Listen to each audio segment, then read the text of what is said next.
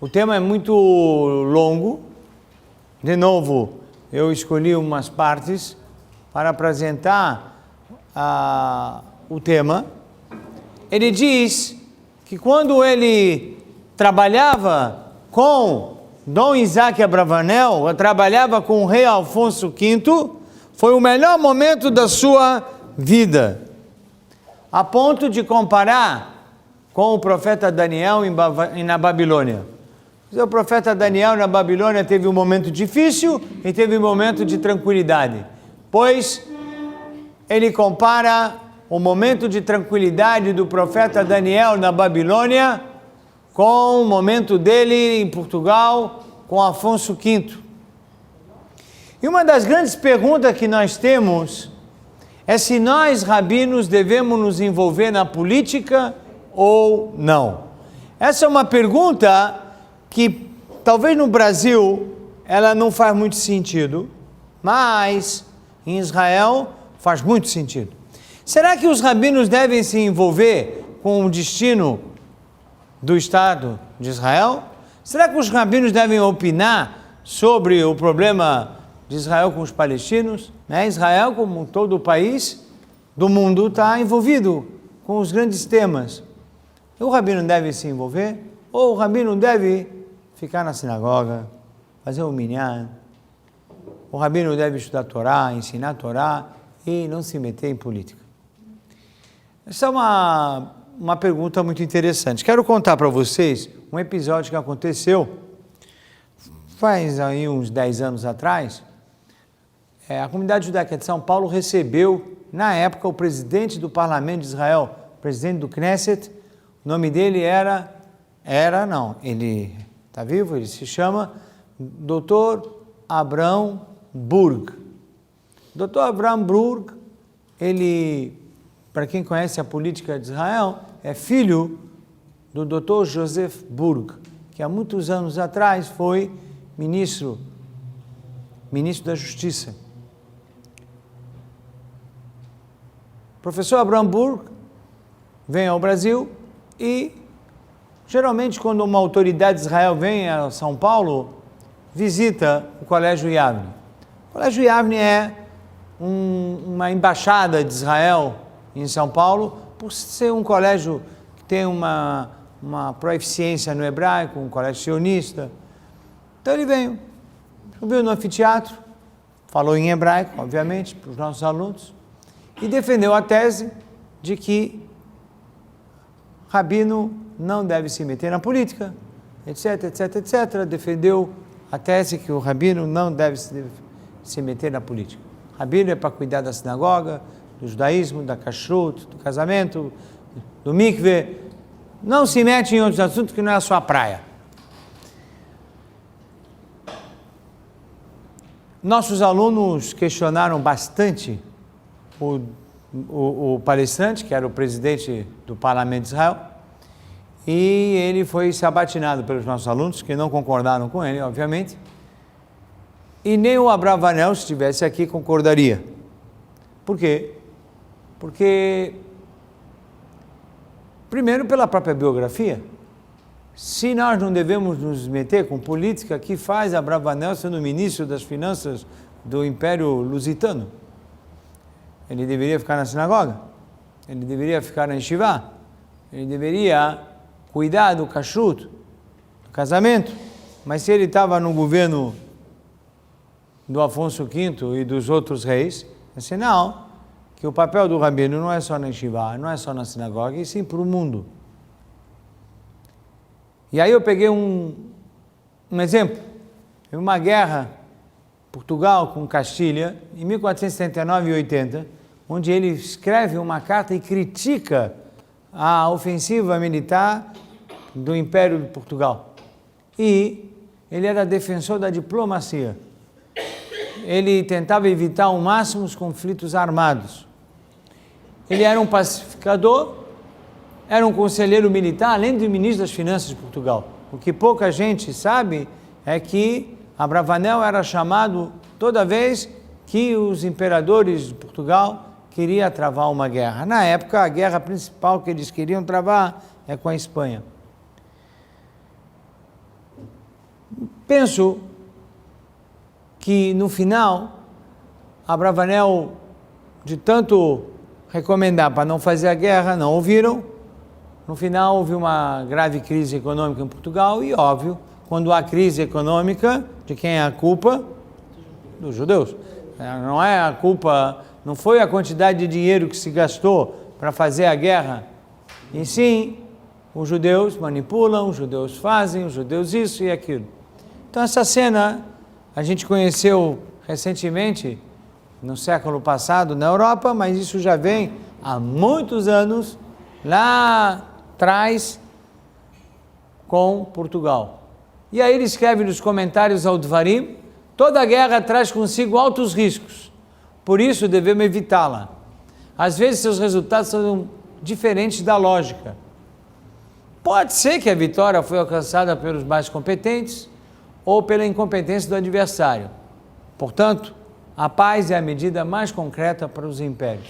E nem sempre a guerra, que parece fácil, vai ser conquistada pelo mais competente, ou mais poderoso, ou que melhor preparou a estratégia militar.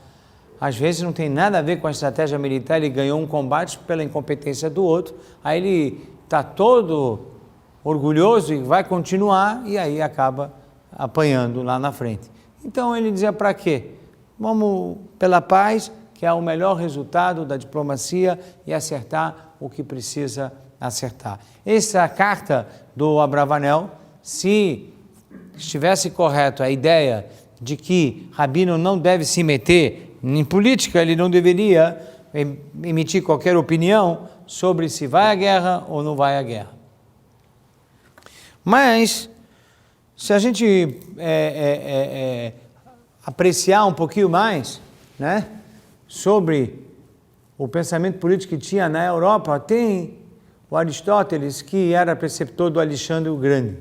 Então, vocês veem que também na história da humanidade, os grandes filósofos também ficam do lado dos grandes imperadores. Então, os rabinos também ficam do lado, quando deixam, dos grandes imperadores. E isso é algo que já vem lá na história. E Aristóteles escreveu que o ser humano, por natureza, é um animal político e social. Ora, o que quer dizer isso? Que o ser humano, por natureza, é um animal político e social. Alguém pode sugerir alguma coisa? Se vocês não quiserem sugerir... O rabino também é um ser humano. Hã? Portanto, se o rabino é um ser humano é político, o rabino também é político, né? Está usando a lógica, né? O poder habita o interior do homem, ele é político por ser um ser social. Ele não vive sozinho. O ser humano não vive sozinho. A partir do momento que ele é um ser social, logo ele faz política. Não tem política de convivência, política de econômica, porque precisa comprar, então ele vende, ele troca, né? Ele faz política a partir do momento que ele ajuda o outro, ele faz política social. Ele faz política social na medida de que ele não pode ficar sozinho, ele procura uma mulher. E por aí vai. Então, né, tudo é político. Né, tudo político. Então, o Aristóteles falou: o ser humano, por natureza, é um animal político e social. Se a pessoa não está bem encaixada na sociedade, ele não é político, portanto, provavelmente ele sofrerá muito, né, dentro da sociedade. Mas por que ele usou animal político e social, né? Animal político e social, foi ele que usou. Né? Eu vou usar essa definição do Aristóteles depois em Abravanel. Né? E outra coisa que ele também defende, que a política é a felicidade coletiva da polis. Ou seja, um Estado, né? Para se desenvolver, para alcançar a harmonia, precisa ter política. Né? Você não tem... Não, porque a gente está acostumado com o conceito depreciativo da política, né? Da corrupção. A gente fala, esses políticos. Então já arranharam a imagem da política. Mas a política é pensar no outro, é conviver com o outro. Esse é o conceito conviver com as diferenças, tratar das necessidades do outro. Isso é política. Né? Fazer política é fazer com que eu pense no outro, eu não penso em mim mesmo. Tá claro aqui? Bom, se tá claro, então, se política é toda essa coisa maravilhosa, então por que o rabino não vai ser político? O rabino tem que ser político, né? Ele vai se envolver com o outro. Sim. Ser judeu, por definição, é ser político e social. Porque é ligado a uma terra, um país, polis. Polis é ligado não só ao povo que habita, mas à localização. Então, nós somos, por essência, políticos. Sempre o nosso sonho é retorno a Jerusalém. Nossa identidade é ligada ao país. Perfeito. Estou de acordo. Embora aqui nós estamos, né, olhando o sionismo, né, o retorno ao país, retorno a Israel. Está perfeito. Eu sem não acrescento nada. É que nós estamos agora fazendo um estudo das origens da política agora. Vamos entrar nas origens. Então, dar aulas, ensinar Torá, ensinar numa yeshiva, numa escola, também é um ato político. Certeza, é um ato político.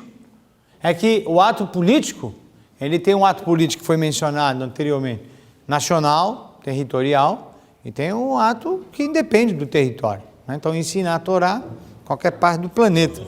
É social. Seria dissociar realmente esse binômio que é indivisível. Por exemplo, nós estamos aqui. Houve uma vontade política de construir essa sinagoga. Isso aqui é uma organização política. Ela é religiosa, mas ela é política. Porque ela está preocupada em fazer esse encontro, por exemplo. Esse encontro é um encontro político, político-social. É divulgação do judaísmo, divulgação do pensamento dos grandes sábios. Né? Todo ato é um ato político. Todo ato é um ato político, correto. Todo ato do ser humano, né? Sim. Do ser humano. Agora, eu não quero polemizar nesse assunto, né? Porque na semana passada, por exemplo, eu estive numa faculdade fazendo parte de uma conferência onde o tema era o ensino religioso nas escolas no Brasil. E aí a pergunta... Bom, primeiro eu recebi a carta convite da universidade. Bom, ali... Aí de novo a pergunta, devo ir ou não devo ir? Devo ir ou não devo ir? Se for de ler Jonas, você é obrigado a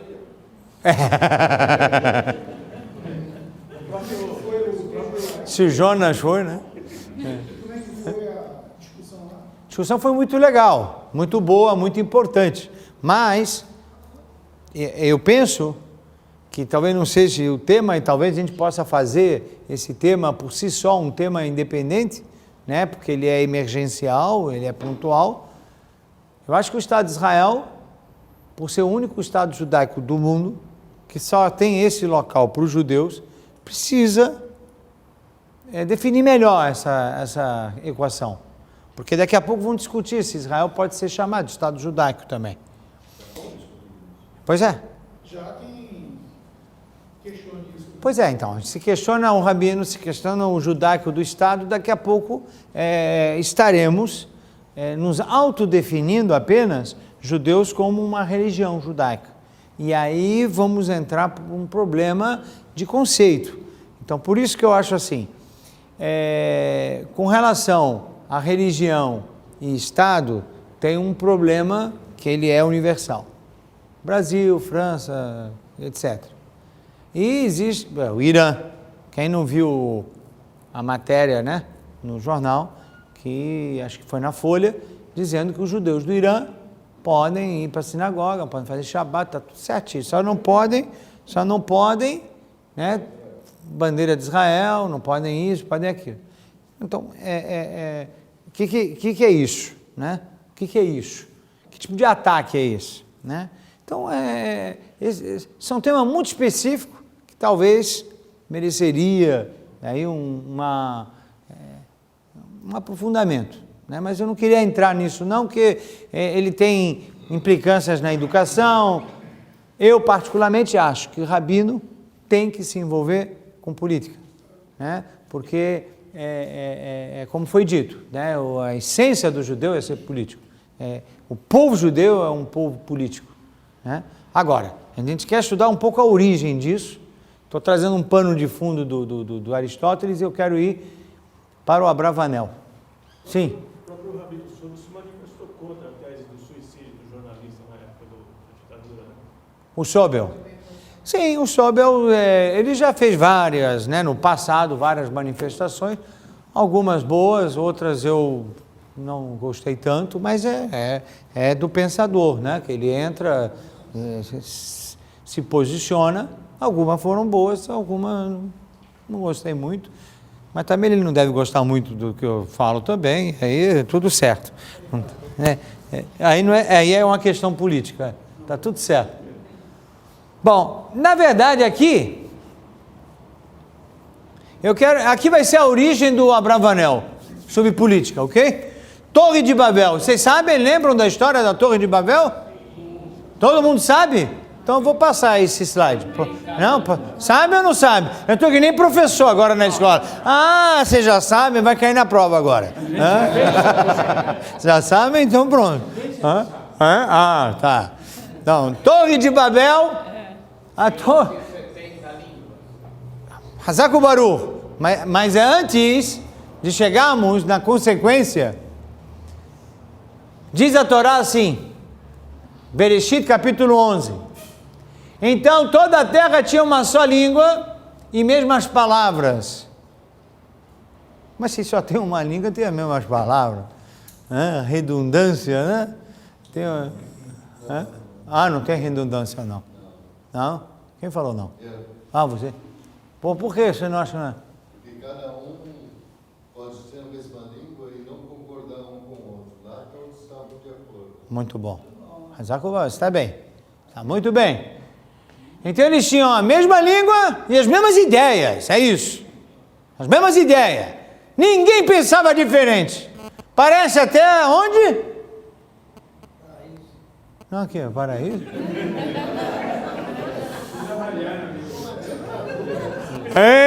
Isso, uma ditadura. Pensei que você ia falar do Armanejado lá, parece o...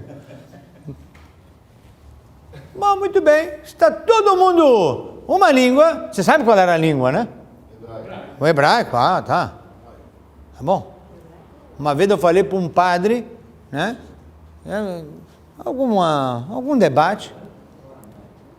Hebraico.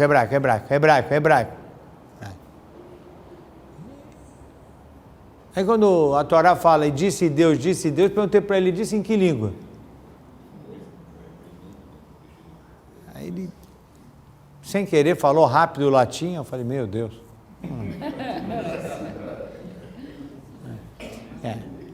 Eu nem continuei. E disse cada homem ao seu companheiro. Olha que expressão delicada. E disse cada homem ao seu companheiro. Está parecendo o quê? Uma sociedade poética, né? Cada homem é o seu companheiro. Está parecendo o Lula, o meu companheiro. Né? Minha companheira Dilma, meu companheiro Haddad, meu companheiro. Quer dizer, está tudo harmônico. Agora, vinde e edifiquemos para nós uma cidade e uma torre, e conseguiremos para nós fama. O que tem de mal nisso? Vocês têm na ideia que a Torre de Babel foi um episódio bom ou ruim? Ruim, não é verdade? Mas o que tem de ruim nisso? Os caras falavam a mesma língua, os caras tinham as mesmas ideias e chamavam o outro de companheiro. Olha aí o meu companheiro, vem cá, chega aí, tudo bem? Está aparecendo hoje. Tá igual. Então, qual o problema? Qual foi o pecado da geração da Torre de Babel? Qual é a finalidade da torre? Esse foi o pecado. Ok? Qual a finalidade? Pô, a Torá diz que é para ter fama. Se igualar. Enfrentar a Hashem. Pois é, o primeiro, combater a presença divina, enfrentar Hashem. Quem escreveu isso foi o Talmud Sanedrim, página 109, letra A. Abravanel, quando leu conhecem já o Abravanel, né? Vocês vão se lembrando das aulas anteriores, né? Ele olha isso e fala, não, isso não pode ser sério. Não pode ser sério. Alguém vai combater Deus? Estão perdendo tempo. Porque digamos que a torre tinha, sei lá,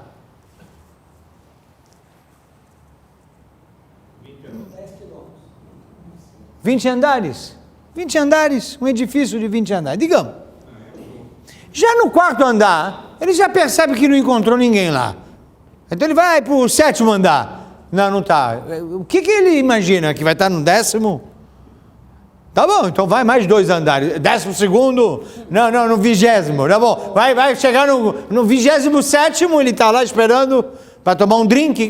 O que eles querem? Eles não estão percebendo que cada vez que eles vão subindo não estão encontrando Deus. Diz Abravanel, que história é essa? Que foram combater Deus. Isso aí não... Ele não aceitou essa ideia do Talmud. Olha só o Abravanel. Vocês precisam entender o Abravanel. O Abravanel vai falar assim, diz o Talmud, quiseram combater a presença divina. Começa que se é verdade que eles quiseram combater a presença divina, é sinal que eles acreditavam que existe Deus. Já é um bom sinal. Vão combater a presença, porque então Deus está presente. Segundo, se construindo andares e mais andares você combate, mas vai combater como? Se você está construindo andares, o que é isso? Abravanel falou, essa explicação não me agrada. Agora eu vou trazer mais algumas outras explicações. Rashi, explicação 2. Rashi é aquele famoso comentarista, Rabino Shlomo Yitzhak, acrônimo Rashi, que nasceu em Troyes, na França, século X. Diz o Rashi, tinham medo de um novo Mabul. Mabul é o dilúvio. Lembra o dilúvio? Então ele fala, vamos fazer uma torre bem alta, porque se vem um dilúvio, ele fica lá em cima, protegido da água e tal. Muitas pessoas podem caber lá. Digamos que eles vão construir uma cidade de torres, que nem Washington, nem a Avenida Paulista ali, tudo grande, aí todo mundo sobe em cima, tá caindo água, tá todo mundo lá em cima, tá tudo jóia. Diz o Abravanel, essa explicação também não me convence. Por quê? Diz Abravanel, Deus prometeu que não ia fazer mais dilúvio com água. O arco-íris era um pacto que não haveria mais Mabul com Maim. Então o Rashi, tá bom, eu respeito, é um pensador, mas não estou de acordo, não aceito, não me agrada. Aí ele falou assim, bom, deixa eu ver o que os outros sábios escreveram. Aí tem o Ibn Ezra, espanhol, século XI. Ele diz o seguinte, não houve pecado. Esse está na linha do Lula, entendeu? Tudo certo, né? Tudo bem, companheiro ali, companheiro aqui, não houve pecado, não houve nada. Não teve mensalão, o que é isso? Não sei, né? E sim uma recomendação para povoar toda a terra. Então, como eles estavam todo mundo junto e queriam construir uma torre, a torre faz povoação vertical. Ele falou, eu não quero, ainda não chegou o momento da povoação vertical. Agora eu quero um povoamento horizontal. Então ele foi vendo que o pessoal estava fazendo edifício numa época ainda que era para se espalhar. Então ele falou, não é assim que eu quero horizontalmente. Diz Abravanel, com todo respeito ao Ibn Ezra, se Deus quisesse isso, pedia. Ele não pediu para casar e ter filhos? Pedia, olha, eu quero que vocês se espalhem pela face da terra. Para que precisa deixar os caras montarem um edifício e tal? E depois, se é para espalhar, espalha com a mesma língua. Para que tem que misturar as línguas? Para que tem que surgir 70 línguas? Separa todo mundo no hebraico. Não deixava o inglês virar a linguagem globalizada, deixa o hebraico. Está tudo muito bonito. E pronto. Tem gente no Chile que fala hebraico, gente na China fala hebraico, no Canadá fala hebraico. E pronto, está tudo certo. Qual foi a ideia de que, segundo Ibn Ezra, que era para povoar todo mundo? Se é para povoar, povoa. E se é para povoar horizontalmente, não precisa mudar a língua. Então ele falou, olha, o Ibn Ezra, com todo o meu respeito, não me agrada. Lembra, né, do método do Abravanel? Ele vai apresentando, sabe, esse eu não gosto, esse eu não gosto, esse eu não gosto, até ele vai dar a opinião dele. Depois tem o Haran é Rabbeinu Nissim. Esse já é um judeu, um pensador, lá de Bagdá. Aí ele diz o seguinte, o pecado foi o sistema despótico de Nimrod. Lembra a musiquinha? Quando ele era em Nimrod, tararalala. Então, tinha um rei Nimrod. O rei Nimrod, vocês vão ficar na musiquinha e... Quando o rei Nimrod colocou um sistema despótico, quem contrariasse ele era jogado numa fogueira. Foi assim que Abraham foi jogado na fogueira. Ai daquele que discordasse de Nimrod. Abraão foi jogado na fogueira? Foi. Foi assim. Segundo o Talmud, teve 10 testes para Abraham. Um deles foi enfrentar a ditadura de Nimrod. Abraão começou a divulgar e propagar a ideia de Hashem Echad, Shmo Echad. Um Deus único, que não é corporal, não é físico. Aí, ele e o irmão dele foram capturados. O Abraham e o irmão dele, Haran. Os dois fizeram uma fogueira em praça pública, porque você intimida assim a população. Quem vai seguir o Abraão já sabe que vai para a fogueira, vai ser queimado. Galeto, Abraão. Fala para Abraão em praça pública. Você abandonou a crença nas estátuas? Abraão, sim. E você acredita em quê? Um Deus só. Invisível, incorpóreo. Foi para o irmão. Aí você falou, olha, por enquanto eu estou na linha do Abraão. Por enquanto. Você já vê que a frase é por enquanto. Vocês vão dizer que ele é político, né? Em cima do muro. Em cima. Aí o Abraão falou, eu mantenho. Nimrod falou, se você manter, eu vou te jogar nessa fogueira. Acabou a minha paciência com você, se esgotou. Abraão falou, tá bom. E você, Nimrod, o que você disse? E você, Haran, o irmão, o que você decide? Aí o irmão falou assim, bom, eu posso decidir daqui a 10 minutos?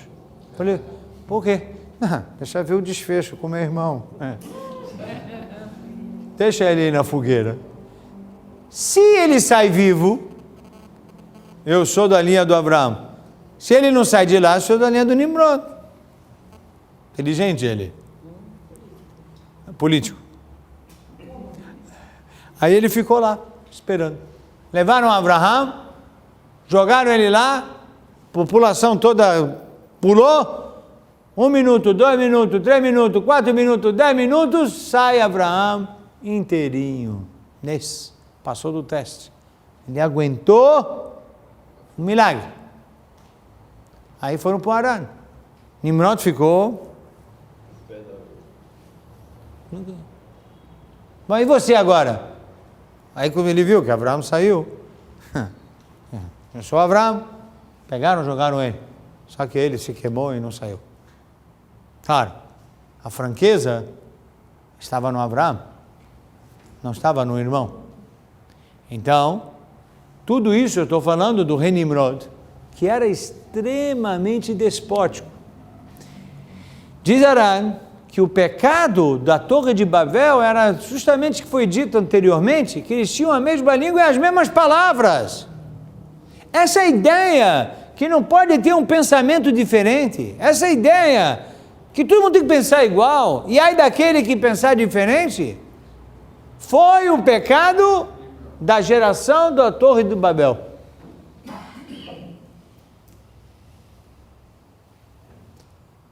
Abravanel olhou para a ideia do Harã e falou, não gostei não. Por quê? Porque ele faz uma conta que pela Bíblia já vivia Abraão. Então, não é possível que todo mundo pensava igual. Abraão já pensava diferente. Ele demonstra também, por contagem bíblica, que ainda vivia Noé, no episódio da Torre de Babel. Então já são duas pessoas que não concordariam com Nimrod.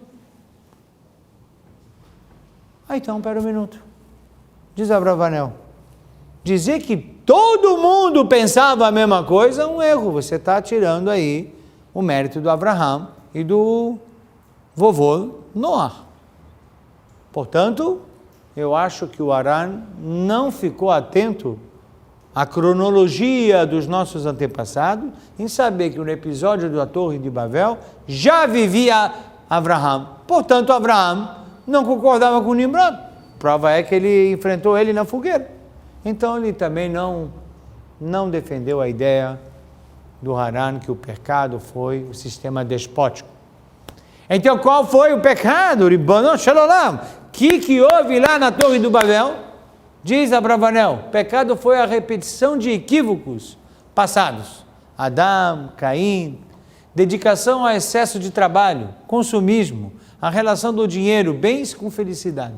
Vocês lembram, na aula, lá atrás, a origem do pecado? Que nós falamos sobre o Caim na agricultura e o Abel como pastor? O que nós falamos sobre Caim? Quem lembra? Ele estava contente com o que ele tinha. Ele era um agricultor e o que ele tinha. E o Abel? Abel sempre querendo mais. Então é o contrário. O Caim que estava sempre querendo mais. O Caim sempre querendo mais. Por que o pastor de ovelha? O pastor de ovelha é a pessoa natural. Lembra que nós falamos? Por que Moshe Rabbeinu era a figura do Moshe pastando ovelha? O rei Davi, que é rei, antes de ser rei, o que ele era? Pastor de ovelha. Não eram agricultores. A agricultura mexe com trabalho. Trabalho mexe com produção. Quanto mais você trabalha, vai na lógica do homem, mais você produz. Se eu produzo mais do que eu preciso, eu tenho um excesso. O excesso eu posso vender, posso fazer troca, gera riqueza. Caim se envolveu tanto com o consumo, que quando foi fazer sacrifício a Deus, ele não levou dos seus melhores frutos. Por quê? Porque é aquela visão de querer a riqueza para si, o prazer para ele. Já Abel pegou do melhor nele. Por quê? Porque ele não é uma pessoa de consumo. Diferente. O grande pecado dele foi o egoísmo, então. Hã? O Caim foi o egoísmo. Foi. Não o acúmulo, mas o egoísmo. Mas o acúmulo, olha, veja, se ele não reparte, acumula, ele logo vai ser uma pessoa que pensa nele. Esse foi o pecado. A Torre de Babel era se preocupar com o excesso de trabalho, construção. Mas para que isso? Porque vocês não podem morar naquelas casas ainda da época horizontal, grandes castelos. Mas para quê? 900 metros quadrados. Mas para que tudo isso?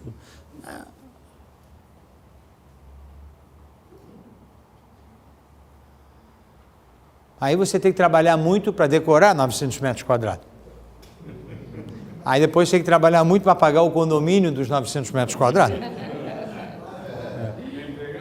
Aí depois tem que pagar muito para ter 4, 5 empregadas, que hoje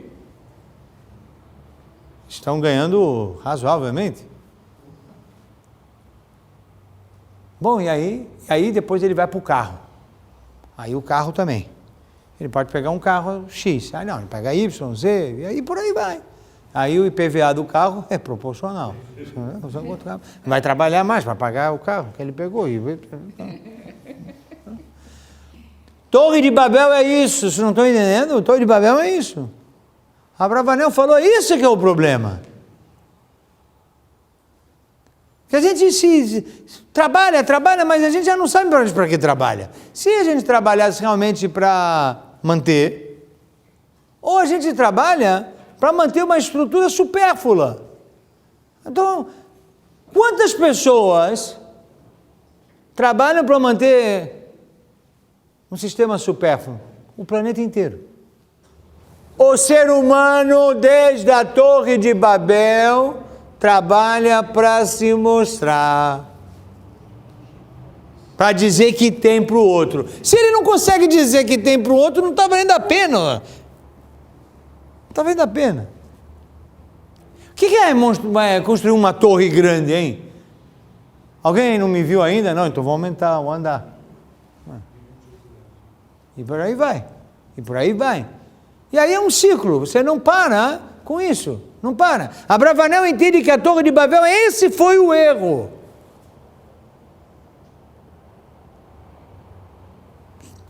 Gostaram do Abravanel? Mas eu tenho uma pergunta para ele. Porque ele é campeão de ler os outros e falar esse não, esse não, esse não, esse não. Aí me deu vontade de falar, e por que ele sim? Eu perguntei, quando eu estudei Abravanel, por que então, se é assim, então por que Deus não deixou isso claro para Am Israel? Falou, olha, Torre de Babel, você viu no episódio? Vocês, Am Israel, recebendo a Torá, não é para viver da forma como essa turma está. Se você olhar hoje, todos nós estamos imbuídos nisso. A Torá não fez uma prevenção, uma orientação clara. Então, perguntei para Abravanel, bom, se é isso, por que não ficou mais claro na Torá? Fosse um código de ética, como viver nesse mundo. Ou sim, a Torá falou e deixou claro. Vamos avançar mais um pouquinho. Diz Abravanel, agora é o pensamento dele. Política é um desejo do homem atrás da satisfação, prazer, poder e fama. E diz Abravanel, portanto, o homem quando nasceu, ele não nasceu para a política, na verdade. Não nasceu. Foi resultado de uma tendência do homem que não se conteve em produzir esse pensamento de satisfazer o seu desejo, o seu prazer, o seu poder e a fama. Por essa razão, o rei quer dizer o rei de Israel, recebeu várias mitzvot específicas. Para quê? Para controlar o desejo de um rei, para controlar o poder dele, para controlar o prazer e a fama de um rei. Tem mitzvot só para Kohen, tem mitzvot só para Levi, tem mitzvot só para o rei. Isso, por exemplo, a Torá fala que o rei não pode ter muito cavalo. Mas por que não pode ter muito cavalo? São são ideias, segundo Abravanel, para não se exibir. Cavalo é exibição, até hoje. Teve uma escola que uma criança ficou triste. Chegou o pai, e o pai falou: mas por que você está triste, filho? Não, porque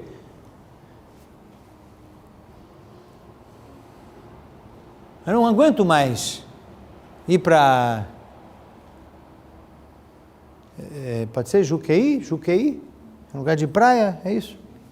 E lá a família tem um... como chama? Não, quiosque, não. Um jet ski. Isso. É isso? É isso, jet ski. O menino falou: eu não aguento mais brincar de jet ski. Mas o pai falou: mas é super legal, você sempre gostou. Não, agora eu quero cavalo, pai. Mas eu não tenho um cavalo, não tenho fazenda. Se vira. Enquanto eu não tiver cavalo, eu sou o cara mais triste do mundo. Mas ele tem um jet ski. O jet ski não... tem que ter cavalo. E o pai dizendo que o jet ski é tão... Bom, e a criança que não tem jet ski, não tem cavalo e brinca de bola de gude? Também, porque vai ser infeliz? Torre de Babel é isso. Diz Abravanel, Torre de Babel, a confusão que Deus coloca é para dizer que quem viver atrás desse consumo, ele vai ficar com tudo confuso dentro dele, a vida dele vai ser confusa, vai ser um inferno a vida dele, ninguém vai entender o que ele fala, e você não entende o outro, e uma sociedade que um não respeita o outro, isso é a Torre de Babel, segundo Abravanel. Rimou. Torre de Babel, a pessoa quer mais prazer, mais isso, ele já fica confuso e não consegue se comunicar mais. Vem a Torá, diz Abravanel, fala: olha, o homem quis por esse caminho, então vamos ir por esse caminho que ele quer, mas eu tenho que botar mitzvot para orientar. Exemplo, o rei, que não pode ter muito cavalo, sinal de ostentação. Eu vou controlar essa naturalidade do homem, essa natureza do homem de busca do poder. O homem busca o poder, ele busca o prazer, ele busca a fama. Mas então eu vou educar para o poder, educar para a fama, educar para as satisfações materiais. E por isso, ele se fundamenta no Kohelet, Eclesiastes, de autoria do rei Salomão. Eis o que pude concluir, diz o rei Salomão. Deus fez o homem reto, íntegro, aonde? Lá no jardim do Éden. Mas, lembra do Adão? Adão trocou a árvore da vida pela árvore. E para que ele queria o conhecimento? Para fazer torres. Para trabalhar muito. E para que ele trabalha tanto? Para ter muito. E por que ele quer ter muito? Quer satisfação. Quanto mais bens, mais feliz, parece que ele vai ficar. Então vai. É um ciclo vicioso. Então, eis que pude concluir. Deus fez o homem reto, porém se deixa envolver por muitas intrigas. Intrigas. Que intrigas são? Intrigas dele mesmo. Ele mesmo vai fazer intrigas com o outro, porque ele vai ficar confuso. É a Torre de Babel. Um invadindo o espaço do outro. Companheiro? Que companheiro? Não tem mais companheiro nenhum. Um querendo engolir o outro. É uma selva de pedra na sociedade de consumo. Trocam a árvore da vida pela árvore do conhecimento. Penso que ainda podemos, mais um pouquinho, falar das imperfeições do pensamento político de Aristóteles. Segundo Aristóteles, o governo serve então para administrar os conflitos, interesses e desejos individuais. E eles construíram a lei natural, universal e cidadania. Isso são bases do direito romano. Base do direito romano. O que são leis naturais, segundo o direito greco-romano? Diz Abravanel que essas leis são leis naturais, significa leis que estão de acordo com qualquer homem. Se o homem olhar para elas, vão falar, escuta, é óbvio. Por exemplo, não roubar. Não roubar, é óbvio, não roubar. Você fala para um, fala para outro, todo mundo concorda, não roubar é óbvio. Mas existe a segunda categoria de leis, que são as leis universais. O que são leis universais? Leis universais são leis que várias nações estipularam e acordaram sobre elas. São leis universais. Na época, leis de transações econômicas. Leis que estabelecem limite geográfico de um império ao outro império. E leis de cidadania? Bom, leis de cidadania são o dia a dia, a rotina. Bom, então você tem, para evitar conflitos, mas por que tem conflitos na sociedade humana? Porque todo mundo quer Torre de Babel, todo mundo quer satisfação, todo mundo quer prazer, todo mundo quer poder. Então, Liberdade. ok, então o governo tem que administrar isso, porque vai dar conflito, vai dar confusão. Então, para evitar a confusão da torre, se cria o governo. Agora o governo administra. Quem quiser comprar na Oscar Freire, paga tanto. Quem quiser, vai no Bom Retiro, paga menos. Quem quiser, vai para não sei aonde e tal. Quem quiser comprar carro, compra carro tal. Quer comprar isso, vai de metrô, vai disso, vai daquilo. Ele vai administrando, vai tentando, manter a satisfação do prazer, do consumo, tá tudo permitido, mas ele administra, estabelece leis. Importante que para Abravanel, ao dialogar com o pensamento do Aristóteles, ele chega à conclusão que há uma necessidade da lei divina, porque as leis do homem são parciais. Porque é óbvio, porque o próprio homem que legisla a lei, também ele está interessado na satisfação, no poder, no prazer, também ele quer a Torre de Babel para ele, haja visto que nós estamos vendo dos nossos políticos. Eles estão envolvidos com isso, eles estão confusos. Bom, então ele falou, aqui é a melhor demonstração que não vai. As leis do homem são parciais. Então há uma necessidade da lei divina. Só a Kadosh Baruch Hu pode trazer uma coisa perfeita. Por isso que a gente fala, Torah Hashem Temimah. A Torá é perfeita. Por quê? Porque ela é imparcial. Ela não se envolve como se Deus está preocupado agora com satisfação de prazeres e poderes. Não está. Então a lei divina, ela está imparcial, blindada. E agora, entenda, não estou fazendo nenhum aqui crítica à ciência do direito, mas o próprio Aristóteles, que era um grande pensador, e que dele, com certeza, influenciou bastante o direito greco-romano, que praticamente organizou a Europa e a sociedade ocidental. Eu quero que vocês me expliquem como é que na Grécia, com grandes filósofos, havia escravos. Escravo. Na sociedade grega tinha escravo. Aristóteles diz que é natural que tenha homens que nasceram para ser escravo e homens que nasceram para ser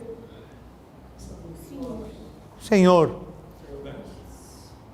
E isso persistiu muitos séculos, né? Aliás, será que ainda não persiste? Os judeus na Europa, desculpa, os judeus na Europa. Você criou uma lei. Foi feita uma lei. Quais são os direitos e deveres do escravo na Grécia? E dos senhores, dos soberanos. E os judeus? E nós? Na Europa. Criaram uma lei para nós também. Mas a Torá também admite a escravidão, né? Eu estava esperando essa pergunta, porque o tema foi provocativo. O escravo da Torá, ele é um conceito específico, temporário, para uma pessoa que contraiu uma dívida, não pode pagar, ou roubou, não pode pagar, roubou e não pode pagar, não sabemos o que ele fez com o patrimônio roubado, então ele vai pagar trabalhando.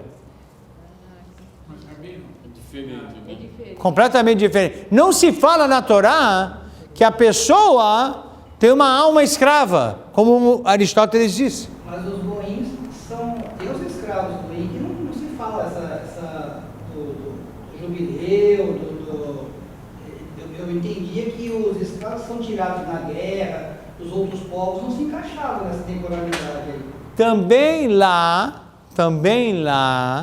existem leis muito claras sobre o serviço, o trabalho de outros povos como servo, seria mais um trabalhador assalariado, com direitos e deveres. Existem tratados e mais tratados do Talmud que legisla sobre o direito e o dever do que a Torá classificou de escravo, que seria o trabalhador, né? Trabalhador. Agora, a escravidão proposta por Aristóteles, que norteou o mundo ocidental, é dizer que existem homens inferiores. A Torá jamais falou que o escravo é inferior. Jamais. Você quer pagar sua dívida? Tá bom, vai pagar com trabalho. O outro de uma outra nação não tem o que comer, não tem isso, não tem aquilo, ele quer trabalhar para ter como sobreviver, então você paga e aí você tem toda uma responsabilidade com esse servo. Não é uma coisa que você veio aqui para ser, você veio ao mundo para ser servo. A Torá não fala isso, de forma alguma. De forma alguma. Agora... Respeitavam a lei do Shabat. Certeza? Tem a lei do Shabat, a lei do caché, o descanso. Óbvio. Mas, os judeus, se chegaram à conclusão os impérios de que os judeus é categoria B, C. O judeu tem que morar dentro da judiaria. O judeu tem que pagar imposto tal. O judeu tem que andar com o Maguen Davi amarelo, com um chapéu pontudo. Estou falando isso em Portugal. Em Portugal, na Idade Média, era assim. Não estou falando do nazismo recente. Falando já lá, na época do Abravanel. Os judeus foram expulsos. Na aula passada falamos dos cristãos novos. Então é assim, ou você é expulso ou você vira cristão novo para ser perseguido, jogado na fogueira. Não tem as leis, entre aspas, autorizava, porque são leis universais. Os impérios europeus chegaram à conclusão que vamos acabar com o judeu. Ponto. Então, diz o Abravanel, como é que o ser humano pode fazer ali? Bom, vamos falar das leis que foram colocadas pela Alemanha. Então, essas leis que o homem legisla são leis parciais. Elas não resolvem o problema causado pela Torre de Babel. Política, diz Abravanel, é hoje, pós-Adão, Caim, é uma realidade. Não é o ideal, é o real. Dentro dessa realidade, a Torá vai disciplinar, vai disciplinar e orientar como o político deve se portar. Então tem leis para o rei, tem leis para o sacerdote, tem lei para o juiz, etc, etc. Mais ainda, se quisermos nos aprofundar ainda no sistema político do Abravanel, Abravanel vai dizer assim, Shoftim veshotrim titen lecha bechol sha'arecha. Tem que ter rei e tem que ter juízes. O rei e os juízes, essas pessoas, como eles são eleitas, então, os juízes, Shoftim veshotrim titen lecha bechol sha'arecha. Em cada lugar você tem que ter Shoftim, significa que era voto direto. Não é assim como vocês estão vendo hoje. A Dilma coloca o ministro do Supremo Tribunal Federal. Não. Aí lá aparece o presidente nomeia, escolhe esse, escolhe aquele, escolhe aquele, escolhe aquele. Aí tem ministro da época do Collor, tem ministro da época do Fernando Henrique. Quando vai discutir o mensalão, nós já não sabemos o que vai ser, se vai ser tudo, quem indicou tem que respeitar, e por aí vai. Não, quem indica o juiz é o povo. O povo indica o juiz. E aí nós tínhamos juiz de pequenas causas. São 3.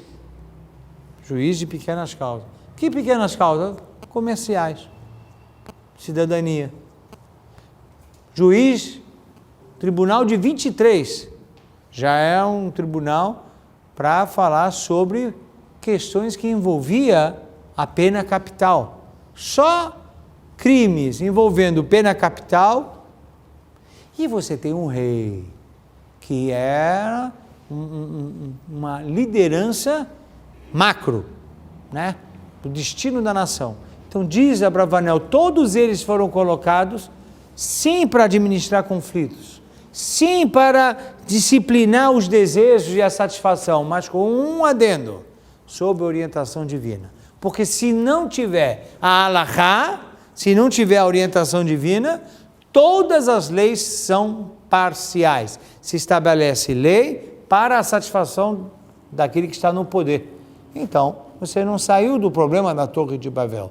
Essa foi a contribuição de Abravanel, e isso que eu queria passar na noite de hoje, em que Abravanel e política nada mais é de que entender que a política já é uma realidade, a Torá disciplina o político e a Torá é a saída para que nós não vivemos numa sociedade de leis parciais.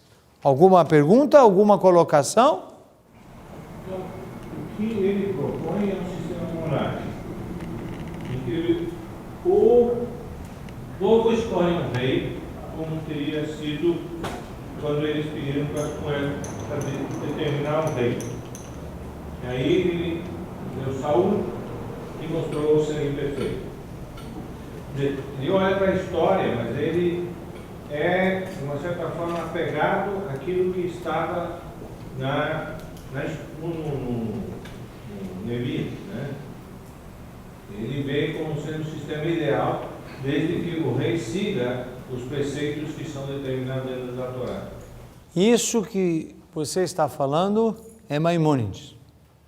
Abravanel é que nós não conseguimos estendermos mais sobre política em Abravanel. Abravanel segue esse percurso até assistir à expulsão da Espanha. Quando ele assiste a expulsão da Espanha e o caso que ele teve em Portugal, ele conclui que o melhor sistema político é o parlamentarismo. Porque, segundo Abravanel, o rei é indisciplinado. E o Mashiach, que a gente fala Melech HaMashiach, ele diz que essa expressão, que o rei do Messias, é apenas para dizer que ele é descendente da tribo de Judá, que no passado colocou reis. Mas longe de dizer que o sistema político da era messiânica será a monarquia. Então, isso é Abravanel, uma forma mais ampla de ver qual o sistema político. Porque ele pergunta, será que quando o Mashiach chegar voltaremos à monarquia?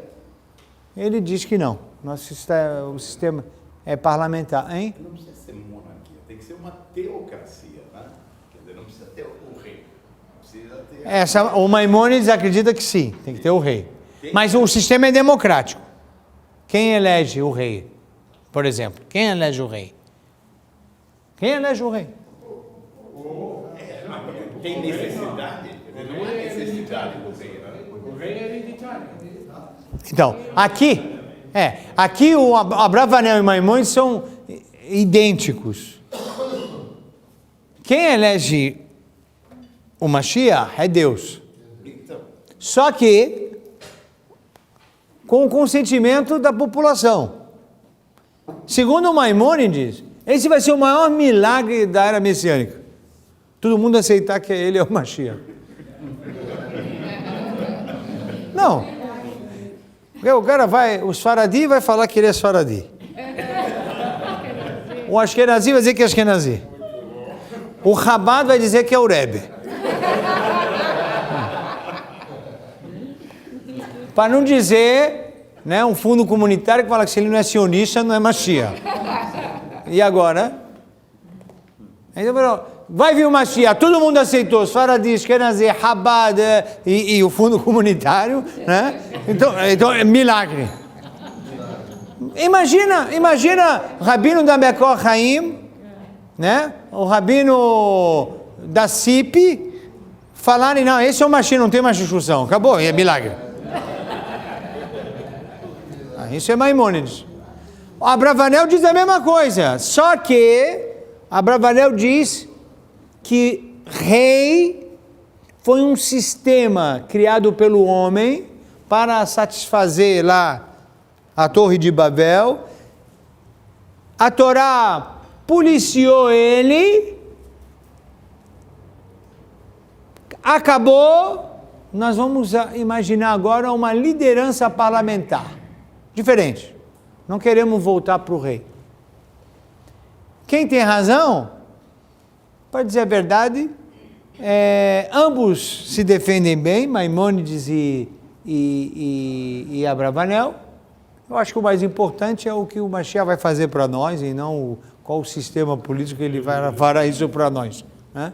Mas quem gosta de fazer o estudo vai ver uma diferença muito interessante entre a era messiânica sob o ponto de vista monárquica e uma era messiânica sob o ponto de vista parlamentar, defendida por Abravanel. Acredito que o Abravanel escreveu isso em função do sofrimento que ele viu na expulsão dos judeus da Espanha, na perseguição aos cristãos novos, ao problema com o imperador português. Quer dizer, depende do humor do rei, você tem todo um destino de uma nação.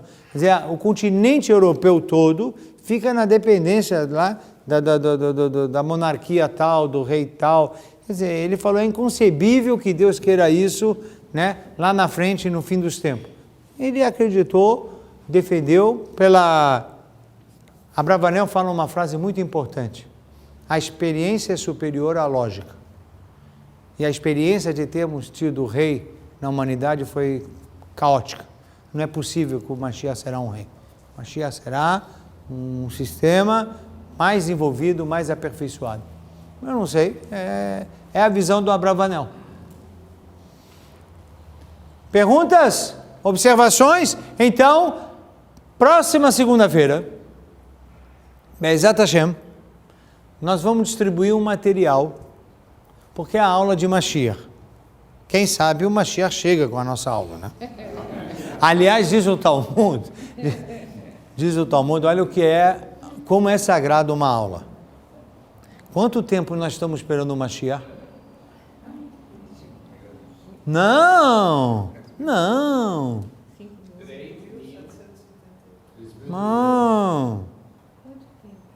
Nós devemos esperar o Mashiach como se já estivesse vindo agora. Quem é bom de matemática? Eu espero que vai ser tempo.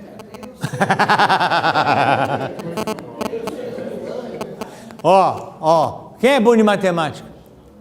Quem é bom de matemática? Então aqui, ó. Quanto vale a palavra Haim, vida? Vamos junto.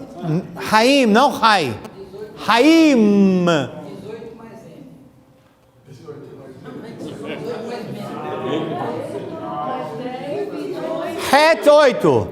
Yud 1. Yud 2. 20. 28 mais 40. 68. Por favor, tirar 2013 menos 68.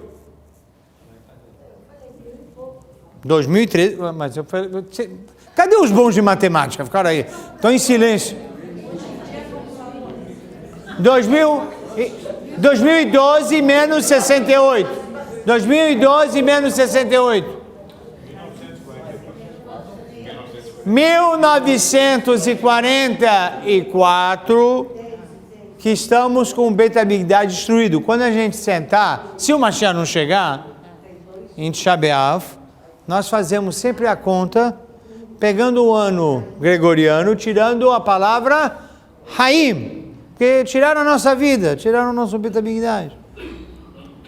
Então, estamos há 1944 anos sem vida, ideal. Estamos vivendo com a Torre de Babel.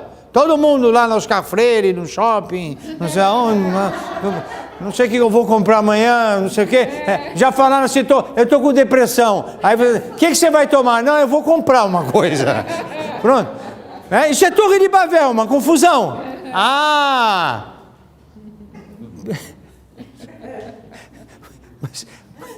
Mas 1944 anos esperando o Mashiach.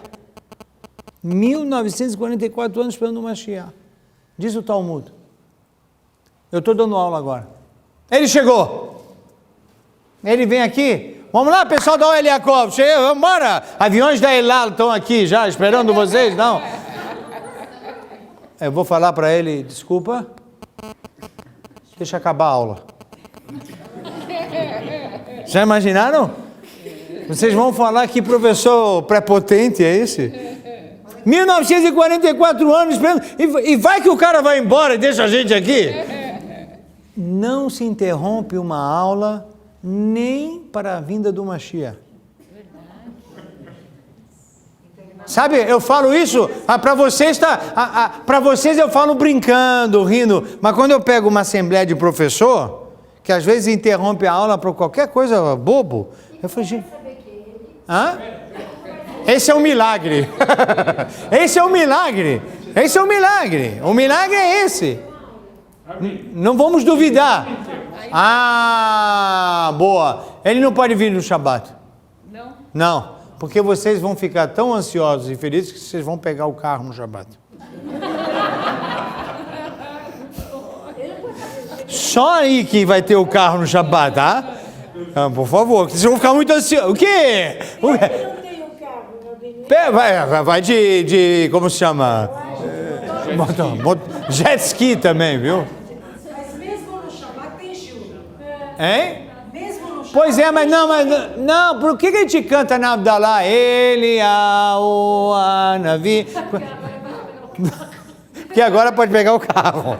Porque o Anavi vai vir avisar que o Mashiach chegou e a gente já está pronto. A gente está pronto. Agora, se a gente começar a dar aula, vai ter que esperar. Agora, ele pode vir. Só que quem estiver na aula, espera acabar a aula e pega o avião das 11. Qual o problema? Não pega o avião das 7. Essa é a resposta, quer dizer, vai demorar 24 horas para quem... Tá bom, mas até, olha, até facilitaria muito a chegada no free shop de Israel. Gente, obrigado, boa noite, obrigado.